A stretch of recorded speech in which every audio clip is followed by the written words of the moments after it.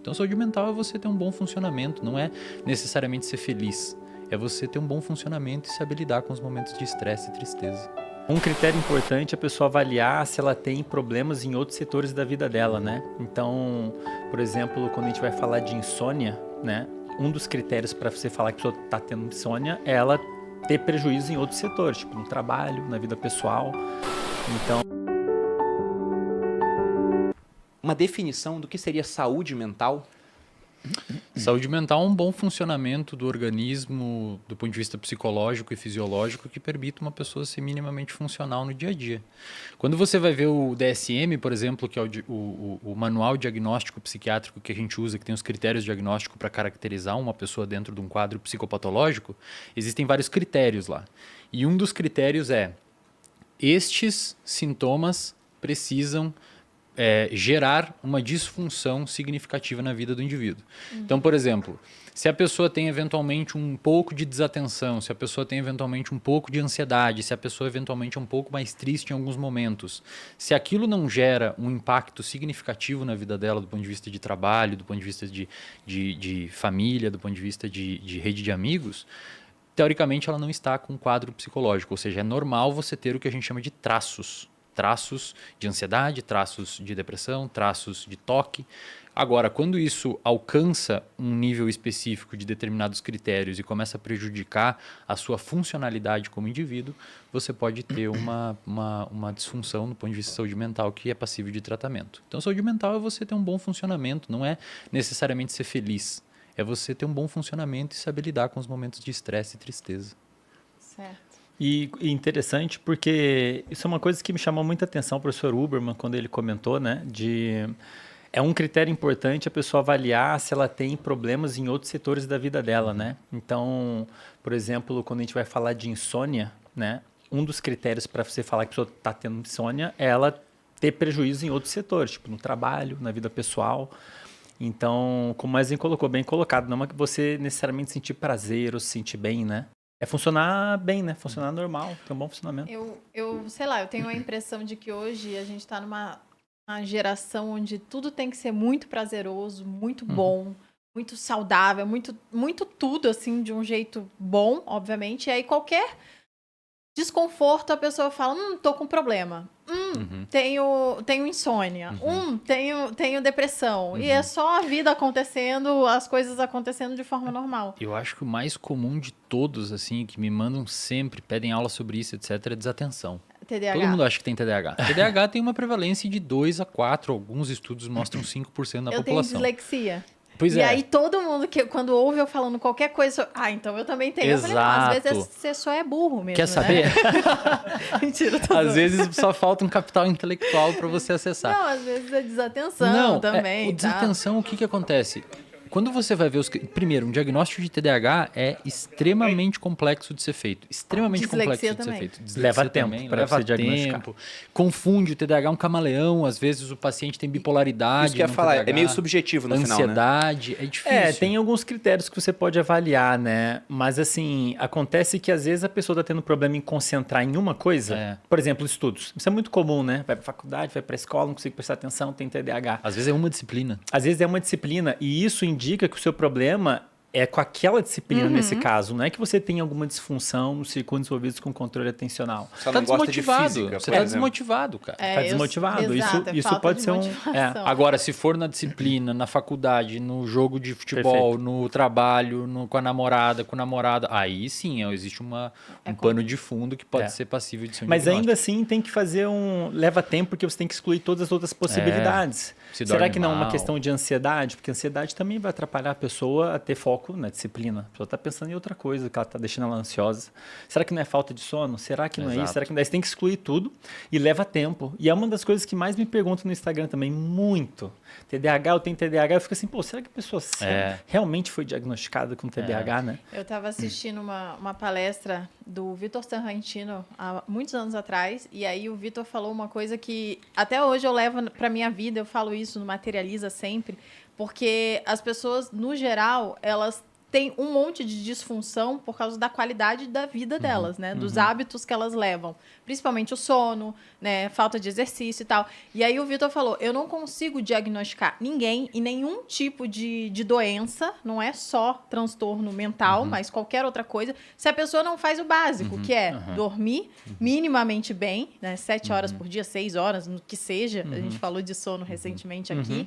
E se exercitar um pouquinho, né? Diariamente. Porque a gente foi feito para se exercitar. E aí isso desencadeia uma porrada de coisa.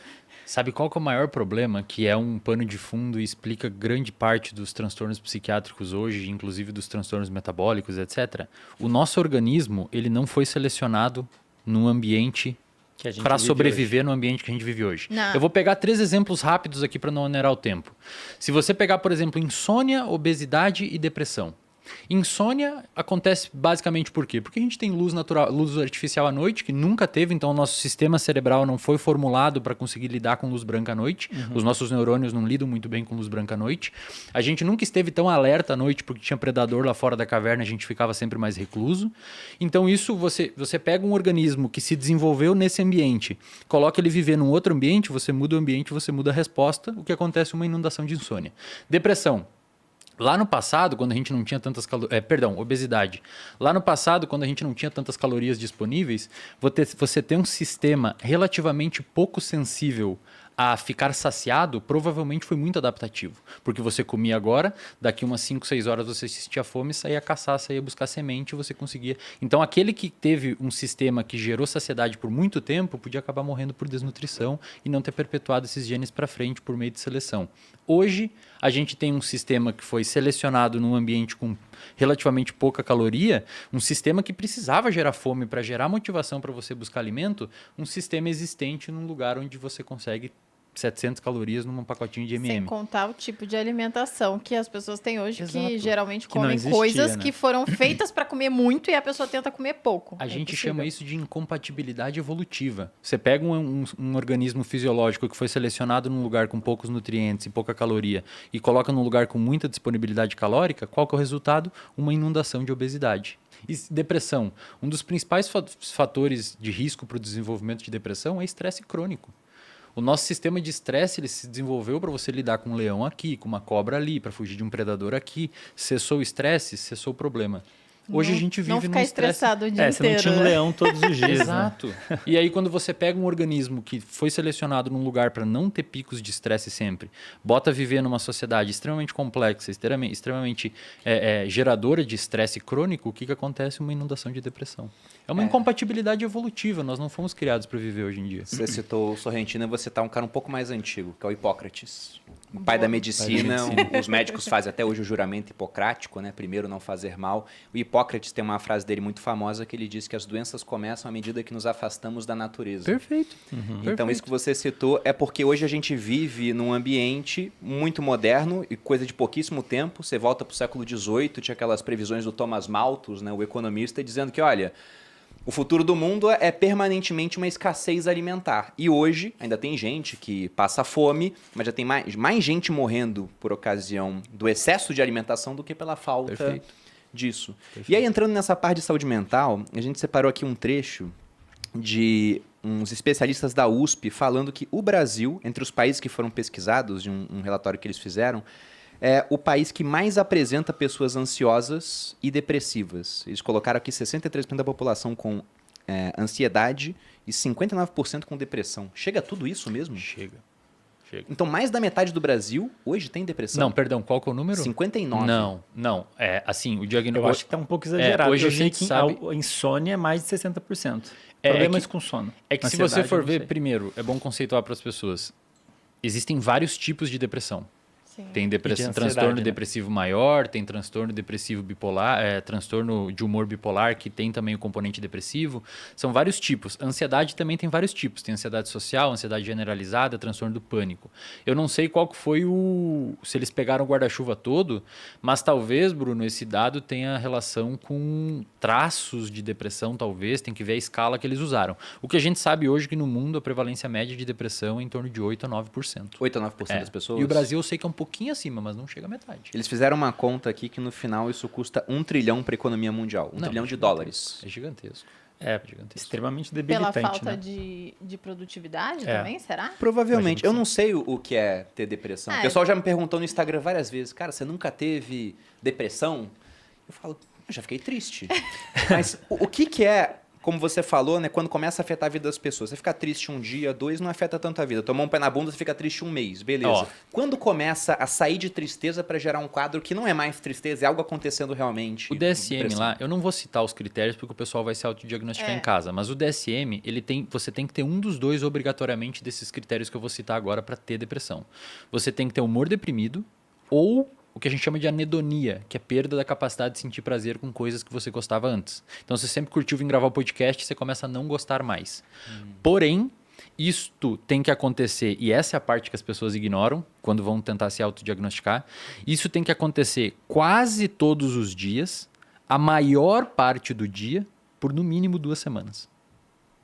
E aí é uma coisa, de novo, né? Não, Não pode é um- ser para uma coisa só, Não, né? é geral. É É, geral. porque às vezes a pessoa tá com menos motivação para uma Isso. coisa só, mas tem muita para outras. Isso. E você tem que ter outras coisas também. Por exemplo, às vezes você perde ou ganha muito peso, tem que completar uns outros critérios ali. Uma depressão, uma tristeza muito profunda ou uma perda da capacidade de sentir prazer quase todos os dias, a maior parte do dia, por no mínimo 2 semanas. Veja, lá no meu Instagram, né, eu tenho também um bordão que acompanha, que eu sempre repito, que eu falo que o segredo da vida é baixa expectativa e bom humor.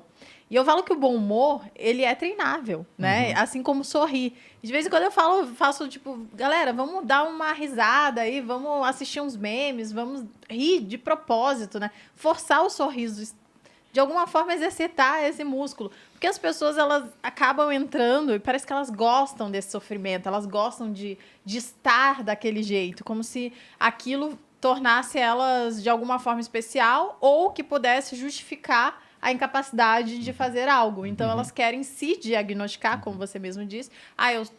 Eu tenho depressão. E a pessoa nem fez o básico para não ser ou não estar daquele estado. Então, eu sempre digo isso e eu continuo falando, eu dou risada aqui, eu levo a vida, de fato, de uma forma bem leve e, apesar de, ultimamente, ter me estressado bastante com os negócios, mas eu acho que é muito parte. sobre você também estar disposto a rir, estar disposto a fazer as coisas de forma mais leve mesmo. Perfeito. Deixa eu só complementar, porque acho que é importante que fique claro, pessoal, que depressão é um quadro clínico real, sim. Sério? Você tem mudanças Sim. químicas no cérebro.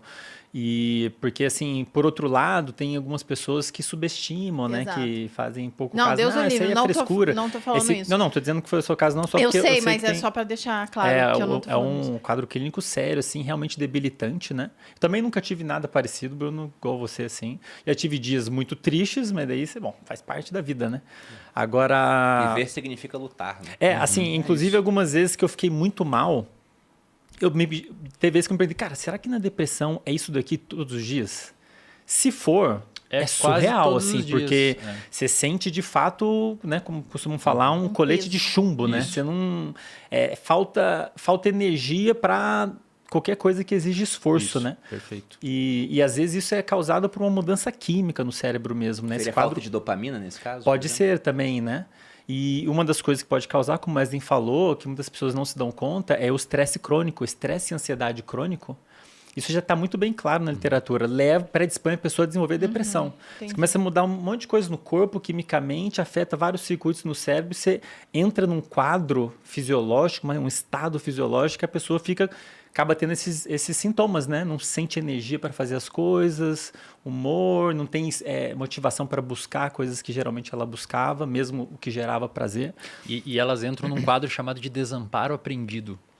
Que é o quê? Quando você submete um organismo a um determinado contexto que pressiona ele, qualquer animal, incluindo nós, pressiona ele a ter que fugir daquele lugar, que é perigoso, está gerando algum tipo de dano para ele, normalmente o organismo dá um jeito de sair por um reflexo de luta ou fuga que envolve sistemas motivacionais. A paciente que começa a deprimir, ele entra num desamparo aprendido. Ele Desiste. fica assim, azar. Então tá devendo, o chefe já mandou intimação para voltar a trabalhar, ou não sei o quê, ou a namorada ou o namorado pergunta o que está acontecendo e o cara não reage, assim, ele não liga mais se o mundo está impactando ele de forma negativa, ele desiste. É um desamparo aprendido. Isso que a Malu falou é até interessante. O Sêneca, eu já citei umas 4 vezes ele aqui, só não falei com o nome dele. Mas ele tem um pensamento em um dos livros dele, eu não vou lembrar agora qual era, né, uma das cartas que ele escreveu lá atrás, onde ele dizia que as disposições internas se adaptam às externas. Então você falou isso de forçar um sorriso para se sentir um pouco mais feliz. Ele falava a mesma coisa há 2000 anos. Tá vendo, gente? Como eu sempre cito Sêneca, vocês nem sabem. E tem um livro Na que eu verdade, já li... ele me citava, porque infelizmente, eu nasci depois. Sêneca é um viajante do tempo, então. Ele tá aqui ouvindo agora e vai voltar e fica esse looping. Claro. Mas tem um livro que eu já li chamado Previsivelmente Racional. Muito bom esse livro. É, do Dan Ariely, eu Muito gosto bastante. E lá ele cita uma pesquisa que eles fizeram onde mandavam pessoas colocarem um lápis na boca para meio que forçar um sorriso, né? Com diferentes tipos de forçada, né? Isso. Um mais, um menos e um neutro. E aí eles davam um questionário para a pessoa responder e quem estava forçando o riso costumava ter respostas mais positivas no questionário simplesmente porque estava forçando Olha aquilo. que loucura. Eu acho que tem uns estudos que mostram isso, né? Que a contração muscular do sorriso estimula o que? A ocitocina? Estimula... É que, Não me lembro agora. Existe um cara Certo, que até você talvez goste muito de ler mais sobre ele, que chama William James. É um cara que foi o pai da psicologia americana. Eu não conheço. Ele dizia assim, basicamente ele dizia assim, ele foi meio maluco pra época, mas como todo grande gênio, muitas vezes foi passado por maluco. Ele falava assim, ó, pessoal, a partir de agora a gente vai inverter. Não é o cérebro que produz respostas, não é a emoção que acontece no cérebro que produz respostas fisiológicas, é o inverso. É respostas fisiológicas que produzem emoção no cérebro porque o seu cérebro está lendo o seu corpo a todo momento. Nossa, que legal. E depois se descobriu, por exemplo, pessoas que são paraplégicos, não conseguem movimentar membro, eles não conseguem expressar muito a emoção, eles ficam com um embotamento emocional, porque é muito difícil você pensar alguém com raiva que não se contrai assim, não faça raiva. É difícil você imaginar alguém feliz que não fique feliz com o rosto. Então, o que ele falava na época, né? Isso foi muito interessante, cara, porque hoje na clínica a gente usa preceitos do James, claro que com pesquisas atualizadas, como, por exemplo, técnicas de respiração para ansiedade. Quando você tem um transtorno ou tem um ataque de pânico, alguma coisa, uma das coisas que acontece, o seu sistema noradrenérgico, de uma maneira geral, liga. Então, você libera noradrenalina, libera cortisol, etc. E você fica com taquicardia, sudorese, respiração rápida. E isso entra num loop. Quanto mais o seu cérebro percebe que o seu fisiológico está aumentando, mais ele gera ansiedade em você por perceber que aquilo aumentou. Então, se você quer causar um taquicardia e muitas vezes uma crise de pânico em alguma pessoa, basta você gerar uma aceleração de respiração nela. Se a pessoa ficar hiperventilando, vai aumentar. Não façam isso em casa, tá? Eu fiz uma vez em casa e postei lá no Instagram. Não façam isso, foi eu que fiz num ambiente controlado. Eu hiperventilei por 70 segundos e a minha frequência cardíaca chegou em 170 batimentos. Eu fazia isso antes da corrida E eu da prova física do Exército. Eu tive ansiedade, cara. E Ansiedade, o visão contrário, turva. né? E o contrário. Você mudar a sua respiração. Calmar. A expiração tem que ser mais longa, né? Porque daí a pressão arterial diminui, a frequência cardíaca diminui, essas informações chegam no cérebro e fala, opa, cérebro, Exato. tá tudo certo, tá calmo. Exato. Isso diminui a percepção de Sabe o que ansiedade. isso me trouxe aqui na cabeça? O pessoal que ficou mal, né, do Covid, eles tinham hiperventilação. E eu imagino que já é difícil, uma doença desconhecida e tudo mais, e a pessoa ainda tinha Aumenta a hiperventilação. ansiedade. Muitos quadros de ansiedade com os pacientes que tiveram, né, alguma coisa grave com o Covid, e eu imagino muito por causa disso. Faz todo sentido agora Essa na minha pesquisa cabeça. que o Bruno citou é basicamente assim, você muda a sua fisiologia e o seu cérebro ele tá lendo. A gente chama isso de interocepção. Você sabe o que está acontecendo no seu organismo. Se está meio mal da barriga, alguma coisa assim, isso modula suas emoções. Então essa pesquisa mostrou que se você forçar o sorriso, isso meio que gera em você um aumento de bem-estar, um aumento de, não sei se significativo ao ponto de melhorar um transtorno psiquiátrico, creio que não, mas gera uma melhora ali. Só confirmando aqui para o pessoal, eu não estou falando que a pessoa quer ter depressão. Não sei, né, se alguém entendeu isso. Até porque depressão é um negócio sério e precisa de ajuda. Tanto é que no meu Instagram, sempre quando alguém fala, eu fico triste por muitos dias, não consigo passar a tristeza, não consigo fazer nada, eu imediatamente falo, procure ajuda profissional, porque você de fato precisa de uma ajuda profissional. Então, se você sente isso, obviamente, procure ajuda profissional.